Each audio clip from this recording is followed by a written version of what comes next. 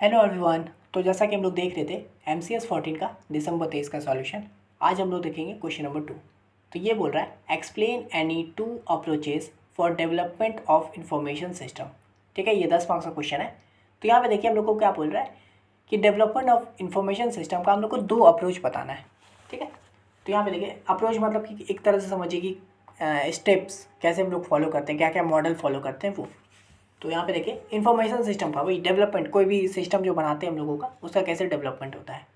तो यहाँ देखिए 2 अप्रोच में सबसे पहले आएगा वाटरफॉल मॉडल। ठीक है, तो ये क्या होता है waterfall model. The waterfall model is a linear and sequential approach to software development. It consist of distinct phase where each phase must be completed before the next one begins. ठीक है, the typical phase include. तो यहाँ पे देखिए waterfall model, मैं एक बात बता देता हूँ कि इसका ना डायरेक्ट क्वेश्चन भी आता है कि व्हाट इज़ वाटरफॉल मॉडल, इसका स्टेप्स बता दो ये सब। तो यहाँ पे देख लेते हैं हम लोग वाटरफॉल मॉडल क्या होता है कि एक लीनियर, ठीक है, लीनियर सॉफ्टवेयर हम लोगों का डेवलपमेंट होता है, जिसमें हम लोगों का जो भी काम होता है ना, जितने भी स्टेप्स होते हैं वो सब लीनियर होते हैं, यानी कि स्क्वेंटल, यानी कि पहला काम होगा उसके बाद ही हम लोग दूसरे स्टेप पे जाएंगे। ठीक है, तो ये होता है वाटरफॉल मॉडल का। तो यही देखिए it consist of distinct phases where each phase must be completed before the next one begin. यानी कि भाई कि फेज़ बाय फेज़ में हम लोग का डिवाइडेड रहता है काम। तो जब तक हम लोग का पहला फेज़ नहीं होगा तब तक हम लोग दूसरे फेज़ पे नहीं जा सकते हैं। ठीक है, इसके फेजेस क्या होते हैं। तो सबसे पहले आएगा हम लोग का रिक्वायरमेंट गैदरिंग एंड एनालिसिस। ठीक है, तो सबसे पहले हम लोग कोई भी ऐसे नॉर्मल समझिए, कोई भी आप सॉफ्टवेयर बना रहे हो, प्रोजेक्ट बना रहे हो, तो एक तरह से सब में इसी तरह का होता है, समझे। तो सबसे पहले क्या होगा रिक्वायरमेंट गैदरिंग एनालिसिस, यानी कि वही कि आप कौन सा सिस्टम बनाना चाहते हो तो उसके बारे में आप रिक्वायरमेंट गैदर करोगे। तो वही लिखे डिफाइन द सिस्टम रिक्वायरमेंट्स, है ना, कोई भाई क्या है कि सिस्टम का क्या क्या रिक्वायरमेंट है वो सब बता दो। उसके बाद आएगा सिस्टम डिज़ाइन, है ना, आपने रिक्वायरमेंट सारा गैदर कर लिया, आप क्या करोगे, नेक्स्ट काम क्या है आपका, सिस्टम को डिज़ाइन करना। तो define the architecture, components, modules, interfaces and data for the system, यानी कि वही कि सिस्टम का डिज़ाइन करोगे कि आपका क्या क्या होगा, जैसे कि उसका आर्किटेक्चर क्या क्या होगा, उसमें कंपोनेंट्स क्या क्या यूज़ करेंगे आप, उसका मॉड्यूल्स क्या क्या होगा, उसका इंटरफेस कैसा होगा और उसका डेटा कैसे होगा सिस्टम पे।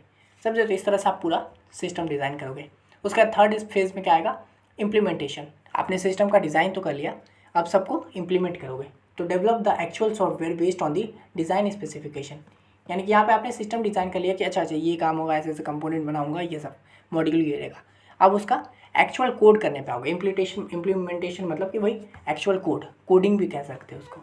ठीक है, तो software based on the design specification, यानी कि वही सॉफ्टवेयर बनाओ जिसका आपने अब यहाँ पे डिज़ाइन सेट किया था। उसके बाद आएगा आपने सॉफ्टवेयर बना लिया, कोड वोड कर दिया, तो अब क्या नेक्स्ट काम होगा, नेक्स्ट काम है आप लोगों का टेस्टिंग का। तो टेस्टिंग में क्या होगा, test the system for defects and ensure it's meets the requirement, यानी कि वही कि आप देखोगे आपने जो सिस्टम बनाया है वो सब बढ़िया से चल रहा है कि नहीं, उसमें कोई डिफेक्ट तो नहीं है, और उसका जिस काम के लिए हम लोग उसको बनाए वो काम कर पा रहा है कि नहीं। ठीक है, तो ये इस तरह से हम लोग उसका टेस्टिंग करेंगे। उसका जब टेस्टिंग हो जाएगा, चलो सब काम हो गया, आप लोगों ने बना दिया प्रोजेक्ट, टेस्ट भी कर लिया, सब कुछ परफेक्ट है, तो अब क्या करोगे डिप्लॉयमेंट। तो ये क्या होगा implement the system in a live environment, यानी कि भाई डिप्लॉयमेंट कर दोगे, यानी कि वो सिस्टम को भेज दोगे मार्केट में, अब सब लोग यूज़ करेंगे तो डिप्लॉय कर दोगे उसका, वही इन अ लाइव इन्वायरमेंट, यानी कि बाकी लोग भी उसको यूज़ करेंगे यूज़र। ठीक है, तो इस तरह से डिप्लॉयमेंट कर दोगे। और फिर क्या होगा मेंटेनेंस, लास्ट में डिप्लॉय कर दिया, आप यूज़र यूज़ कर रहा है, सब मजे कर रहे हैं अपना जो भी है, सिस्टम को बढ़िया से यूज़ कर रहे हैं, पर आपको लास्ट में क्या करना होगा मेंटेनेंस का भी ध्यान रखना होगा। ये क्या है provide on going support and updates, यानी कि वही अब जब सिस्टम आपने बना दिया है तो अब उसमें उसको मेंटेन भी करना होगा। मान लीजिए कोई बग आ गया तो वो फिक्स करोगे आप, है ना, फिर उसके बाद उसमें कुछ अपडेट्स करने होंगे वो सब भी आप ही करोगे, तो वो सब क्या हो गया मेंटेनेंस हो गया। तो ये होता है हम लोग का वाटरफॉल मॉडल का पूरा फेजेस। ठीक है, पूरे स्टेप्स। तो आप इसको चाहो तो आप इसको ऐसे क्या कहते हैं ये भी बना सकते हो इसका खुद से डायग्राम।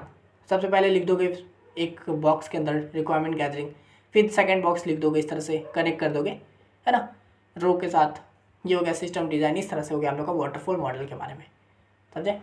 उसका देखिए इसका हम लोग मेरिट डिमेरिट भी देख लेंगे। हालांकि यहाँ पे देखिए 2 अप्रोच के बारे में पूछा है, तो आप चाहो तो इतना लिख दो वाटरफॉल मॉडल के बारे में, उसके बाद हम लोग दूसरा जो देखें वो बता सकते हैं, मतलब दूसरा जो आगे हम लोग देखने वाले हैं, समझे। पर यहाँ पे चलिए हम लोग मेरिट डिमेरिट भी देख लेते हैं। तो मेरिट मतलब वही एडवांटेजेस, तो simple and easy to understand.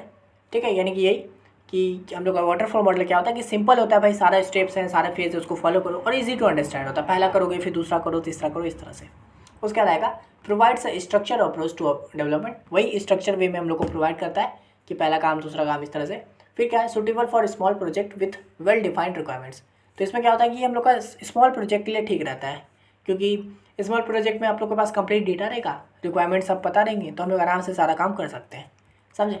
अच्छा, डीमेरिट क्या होगा इसका, तो रिगिड एंड इनफ्लेक्सिबल, यानी कि डीमेरिट क्या हुआ, डिसएडवांटेज कि इनफ्लेक्सिबल है भाई, एकदम स्ट्रक्चर्ड है, जो है वो है। अगर आप पहला फेज़ में हो तो पहला फेज़ ही करना होगा, आप दूसरा फेज़ के बारे में कुछ नहीं कर सकते। अगर आप मान लीजिए दूसरे फेज़ में आ गए हो तो आप फर्स्ट फेज़ में कुछ नहीं जा सकते हो वापस से, है ना। तो इस तरह से ये इनफ्लेक्सिबल होता है। उसका देखिए difficult to accommodate changes during the development process, ठीक है। तो यहाँ पे आप लोग चेंजेस नहीं कर सकते हो। अगर आप मान लीजिए पहला कुछ कर दिए हो काम, तो फिर आप नेक्स्ट फेज़ में आ चुके हो तो आप उस फेज़ को चेंज नहीं कर सकते, समझे। तो ये क्या होता है कि चेंज वेंज नहीं हो पाती है। उसका देखिए high risk of failure if requirements are not clearly defined, ठीक है। यहाँ पे देखिए फेलियर का भी बहुत ज़्यादा हो जाएगा। मान लीजिए जब आपको रिक्वायरमेंट ले रहे थे उसके हिसाब से, वही नॉर्मल सी बात है, आपने पूछा यूज़र से, क्लाइंट से कि अच्छा ये काम करना है, आपने वो काम करके उसको दे दिया, फिर वो बाद में बोल रहा है कि नहीं नहीं मेरे को ये भी करवाना था। तो ये चीज़, इससे क्या होता है कि फेलियर हो सकता है, ठीक है। प्रो आपका सिस्टम बढ़िया से बनेगा नहीं, क्योंकि आप वापस नहीं जा सकते, आपको स्टार्टिंग से फिर करना होगा सब काम, ठीक है। तो ये काम हो जाता है वाटरफॉल मॉडल के बारे में, ठीक है। आप देखिए दूसरा अप्रोच क्या है, तो यहाँ देखिए दूसरा मॉडल है हम लोग का एजाइल मॉडल, ठीक है। तो ये क्या होता है, agile model is an iterative and incremental approach to software development. It emphasizes flexibility, collaboration and customer satisfaction, ठीक है। तो यहाँ पे देखिए ये जो एजाइल मॉडल है ना, ये हम लोगों का वाटरफॉल में जो दिक्कत थी ना, उन सबको सॉर्ट कर देता है। ये हम लोग का पहली बात तो आइटरेटिव होता है और ये इंक्रीमेंटल अप्रोच होता है, ठीक है। ये क्या करता है, इसमें फ्लेक्सिबिलिटी भी रहती है, कोलैबोरेशन भी रहता है और कस्टमर का जो है सेटिस्फैक्शन भी रहता है, ठीक है। तो इसका देखिए की प्रिंसिपल क्या है एजाइल का, कस्टमर कोलैबोरेशन, ठीक है। तो क्या देखिए frequent communication with stake holder to gather feedback and adjust requirement. जैसे वाटरफॉल में क्या था कि भाई जब हम लोग पहले फेज़ में है, रिक्वायरमेंट गैदरिंग में है, तो वहाँ से जो आपने यूज़र से मांग लिया, उसके बाद आप आगे बढ़ गए तो आपको कोई फ़ायदा नहीं है, ठीक है। पर इसमें क्या होता है एजाइल में, यहाँ पे आप कस्टमर आपके साथ जो है ना, मतलब यूज़र जो है, क्लाइंट जो है, वो आपके साथ हमेशा बने रहेगा हर फेज़ में। तो यहाँ पे हम लोग फ्रीक्वेंट कम्युनिकेट कर पाते हैं स्टेक होल्डर से और फिर उसका फीडबैक लेते रहते हैं कि देखिए मैंने इतना सिस्टम बनाया है, ये बढ़िया है कि नहीं, इस तरह से, समझे। और फिर उसके हिसाब से रिक्वायरमेंट को एडजस्ट करते जाते हैं। फिर आता है आइटरेटिव डेवलपमेंट, तो continuous development and improvement through multiple iteration, ठीक है। तो यहाँ पे क्या आइट्रेशन बाय आइट्रेशन होता है, पहला आइट्रेशन पे मान लीजिए इतना काम करवा दिए, फिर नेक्स्ट पे बढ़े हम लोग, फिर उस वहाँ पे इतना काम किए, फिर आगे गए, इस तरह से हम लोग का क्या होता है आइटरेटिव होता है। तो यहाँ पे कंटिन्यूस डेवलपमेंट चलता रहता है और इम्प्रूवमेंट भी होती रहती है। मान लीजिए पहला आइट्रेशन में कोई दिक्कत हो गया तो फिर हम लोग उसको नेक्स्ट आइट्रेशन में सही कर देते हैं, इस तरह से। उसका देखिए फ्रीक्वेंट डिलीवरीज, तो regular release of working software provides early visibility of the progress and functionality, ठीक है। तो यहाँ पे क्या है फ्रीक्वेंट डिलीवरीज होता है, यानी कि हम लोग क्या करते हैं कि छोटा सा पार्ट बना हम लोग का सॉफ्टवेयर का, उसको रिलीज़ कर देंगे, समझे। अब वहाँ पे लोग उसको यूज़ कर रहे हैं, हम लोग सिस्टम उसको यूज़ कर रहे हैं, तो इससे क्या होता है ना कि अगर मान लीजिए कोई दिक्कत होती है उस पार्ट में, उतने पार्ट में, तो हम लोग को क्या होता है कि जल्दी पता चल जाता है, तो फिर हम लोग उसको सही भी कर पाते हैं। तो regular release of working software, यानी कि भाई हम लोग सॉफ्टवेयर को वर्किंग कंडीशन भेज देते हैं, provides early visibility of the progress and functionality. इससे क्या होता है कि हम लोग का जो सिस्टम हम लोग जिस पर्पज़ से बनाया है उसकी फंक्शनलिटी पता चल जाती है कि किस तरह का प्रोग्रेस है हम लोगों का सिस्टम बनाने में, वो पता चल जाता है। तो ये होता है हम लोग का एजाइल मॉडल का, ठीक है। आप देखिए इतना आप लिख दोगे, जैसा कि मैंने बताया ये लिख देंगे, ठीक है, इतना पार्ट, और फिर ये वाटरफॉल मॉडल का इतना लिखोगे, इसी का आपको 10 मिल जाएगा। ये मेरिट डिमेरिट एक्स्ट्रा समझिए, ठीक है। इसका मेरिट क्या है, flexible and adaptable to changing requirement, वही कि भाई ये फ्लेक्सिबल होता है और जो भी मतलब अडेप्ट कर लेता है, अगर कोई चेंजेस करने हैं तो रिक्वायरमेंट में वो सब कर लेता है ये। फिर इनकरेज कस्टमर इन्वॉल्वमेंट, यानी कि भाई कस्टमर का इन्वॉल्वमेंट इसमें रहता है, इनकरेज होता है। डिलीवर्स वर्किंग सॉफ्टवेयर फ्रिक्वेंटली, वही कि वर्किंग सॉफ्टवेयर को डिलीवर कर देता है बार बार। उसके बाद हाई क्वालिटी सॉफ्टवेयर, इससे क्या होता है कि हाई क्वालिटी सॉफ्टवेयर हम लोग का बनता है। डीमेरिट क्या हो गया, requires highly skilled and experience team, ठीक है। डीमेरिट के लिए मतलब ये प्रोजेक्ट को बनाने के लिए हम लोग को हाईली स्किल्ड लोगों की ज़रूरत पड़ती है, ये नहीं कि कोई नूब या फिर कोई बिगनर इंटर्न नहीं बना सकता ये सब। इसके लिए क्या होना कि हाईली, ठीक है। Can be challenging to manage complex project, इसमें क्या होता है कि ये चैलेंजिंग हो जाएगा कॉम्प्लेक्स प्रोजेक्ट को मैनेज करने के लिए।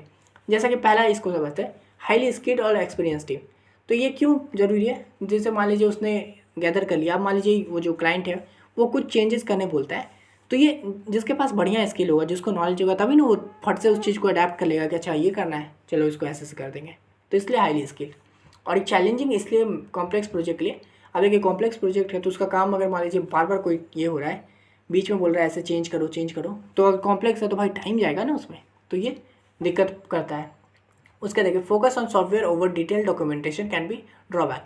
इसमें क्या होता है कि इसमें सॉफ्टवेयर पे काम किया जाता है, प्रोसेस पे काम किया जाता है कि भाई ये है हम लोगों का, तो मान लीजिए रिक्वायरमेंट, तो उस रिक्वायरमेंट पे काम किया जाता है, कोई डॉक्यूमेंटेशन नहीं बनता, यानी कि किसी का कोई प्रोसेस नहीं होता है कि हम लोगों ने ऐसे काम किया है, इस तरह का ये सिस्टम है, ये हम लोग इस पार्ट को इस तरह का इम्पैक्ट डालेगा पूरे कोड पे, तो वो कोई डॉक्यूमेंटेशन नहीं होता है, सिर्फ सॉफ्टवेयर बन रहा है तो उसका काम को देखेगा।